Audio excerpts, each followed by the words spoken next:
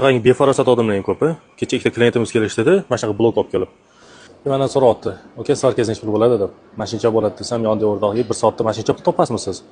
Bu svarshik bo'lish kerak ekanda, nima qilardik? 4 yillab dedi, institut o'qib, shuncha kontrakt pulini to'lab, ishimiz aniq bo'lmagan narsaga deyapti. Bundan ko'ra svarshik bo'lsa bo'lmasmidi? Bizda paytda deydi, svarshiklar alkash bo'lardi. Arzimagan pulga deydi, kelib uyingizda ertalabdan kechgacha ishlab ketardi. Ularni ko'rib bizda o'qishimiz kerak ekan deb o'ylovdik deydi. Hunardan bir foyda yo'q ekan deb o'ylovdik deydi. Bu svarshik bo'lish kerak ekanda deb kesatyapti. Aytdim, bo'lish kerak svarshik. Xohlasangiz keling, shogirdlikka olaman desam, bo'ldi, ertadan kelaman shogirdlikka deyapti. Oyiga dedim, $1000 berasiz dedim. Necha oyda o'rganasiz bilmayman desam, shogirddan ham pul so'raysizmi deyapti. Institutga bergansizlar dedim, shuncha pulni. Lekin ishi aniq bo'lmagan. Buni ishi aniq. Xohlagan paytingiz, xohlagan joyda ishlab ketaverasiz. Faqat o'zingizda intirish bo'lsa, qiziqish bo'lsa bo'ldi.